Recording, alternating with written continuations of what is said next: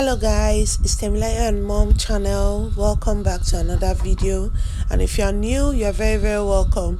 So this is actually a continuation to the last video we made on samosa wrapping, okay? And this one is the spring roll wrapping. Like I said, I'm going to put them in a different video just so anyone you're interested in will be easy to access, okay? And this is what I'm doing. So I'm going through the process of mixing like I did the first time. I'm mixing 1.5 cup of the spring roll samosa mix, okay? So I'm just mixing that and I've gotten the consistency that I want.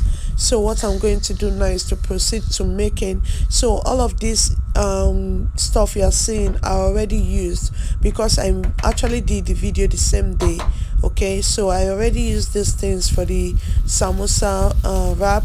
So I'm just continue from where I stopped and I'm doing the spring roll. That is why you can see everything is used here. So here is my filling. I brought it out the same time I did with samosa since morning and it has defrosted nicely, okay? So now it's very okay to use. You can see there's no water in it. That's because I sieved it after making it the day I did. So I put it in the sieve and allow it to rest there for some time. All of the water have already gone out, so I just bag it and freeze it. So you can see all of my setting is still the same. I'm just going to proceed to making and showing you how I work with this paste and how I wrap my spring rolls, okay?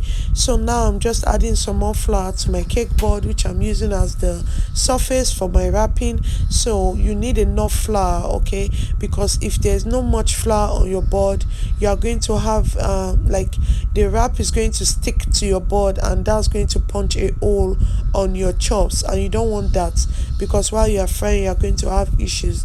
So then I'm just trying to see if the temperature of my pan is enough, like is what I want, and then it was. So I'm just proceeding to adding my liquid to the pan.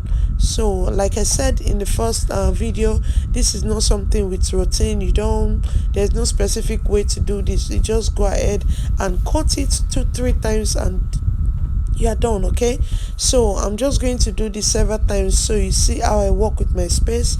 So the first one is out and I'm just like adding my filling and I'm rolling while the other one is cooking. So at this point what you want to do is to put your heat, like reduce your heat to something you can control, okay? You don't want your heat to be high because if you increase the heat of your cooker, you are going to be in a hurry or you are going to have burnt or brown skin or dry skin, and once the skin is dry you can't use it because it's going to start breaking. So you want to reduce your heat to the least minimum, okay? So mine is at the minimum, of which I'm okay with. Like the speed I'm using is very okay with the height of my heat, okay? So you can see my wrap is coming out fresh and clean. There's no brown side, there's no burnt side. So you want to master that. You want to know where to, like, the volume to position your cooker while you are practicing all of this, okay? So this is me just doing it, and yeah, this is it. It's looking really good, okay? So I'm going to like do this several times just so you can see how, like I mentioned, I can do all of this in like 8 to 10 minutes, and I know some of you will be like wow, or you just be like it's a lie. So now you can see how I managed to do that, okay? So at this point I'm going to pick out the one and then I turn off my gas because I'm going to be showing you guys closely how I wrap, okay? So what you want to do, you want to add your filling to the extreme end of one side, and what you want to do next is to make sure when you are folding, your folding is tight. That's you pushing your filling to the extreme end. So you want to fold like 2 times and then make sure you pick the edges that doesn't have filling. You want to put it on top. This will thicken it up and your filling will not get to punch any holes, okay? So add your liquid to the edge to seal it up, roll several times until it gets to the edge, and that's just it. So I'm going to do this again and again, just so you can like master it, okay, just by watching. So this is it. You want to put your filling at the edge, you want to roll once or twice, then you want to fold in the extra edges that doesn't have filling over it, and then you want to add your liquid to seal it up, and then you roll to the extreme end, and that's it. Okay, so you can see with the flour on the board, everything is coming out easily, it's not sticking to your board. So this one is actually a bit dry because I was like being slow, just so I can show you very well how it's done, but still it's not dry enough to dispose, so I'm still using it. You can see you want to do it. So this is me telling you that you don't need to make your wrap and then start adding filling later. You can just make your wrap and go ahead and add the filling immediately, and this will save you like tons of time. It's going to save you a lot of time. So guys, this is what we've made so far. You can see how clean it looks. You can see it looking really nice, looking tight. There's no way any of this is going to tear or just leak in the oil. It's going to come out really good. Okay, so guys, I'm going to show you now my setting.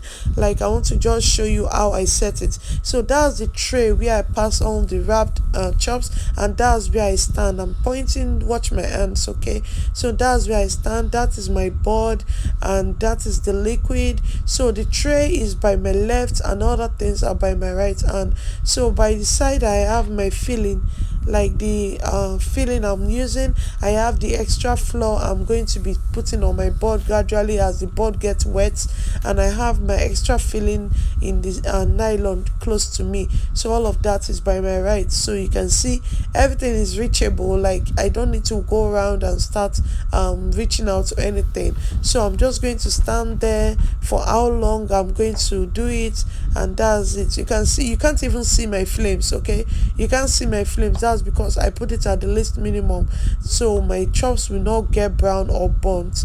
So this is just basically how I do it. And while standing here with, as in, due to how easy you have set up, you can do 100, 200 without even knowing.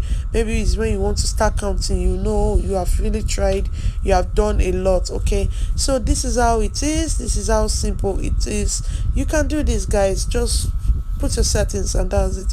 So guys, this is what we created with 1.5 cups of wrap mix. Okay, so at this we got 27 pieces of spring roll, and we got, I think, 26 pieces of samosa. So that's fair, that's like the same measurements.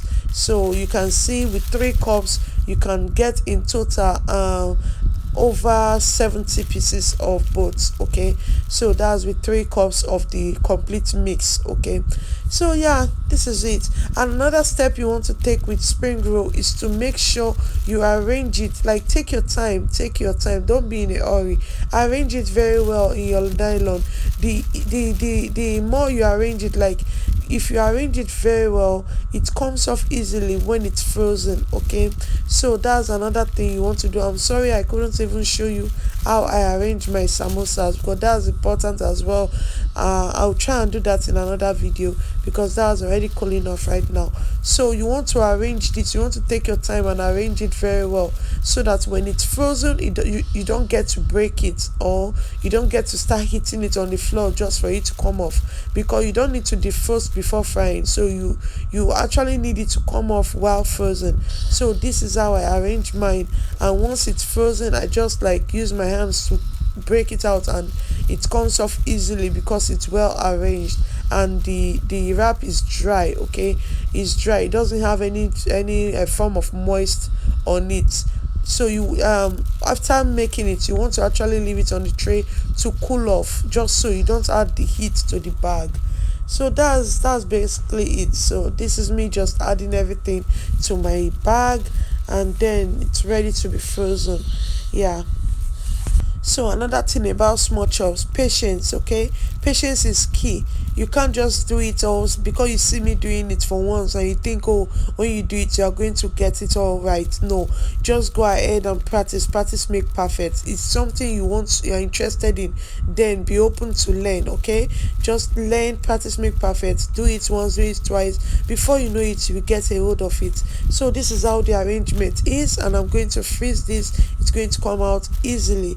Okay, so guys, let me know if you'll be trying this, or let me know how it go for you. I'm going to just band this, like close it with my rubber band, which I'm keeping by this table anyway, because it's not useful for any other thing. It's not really durable. So yeah guys, thank you so much for coming, thank you for watching, thank you for the love. Please don't forget to leave me a comment, like, subscribe, and thank you. Bye. I love you guys. I no go stop, I no go settle. My light is never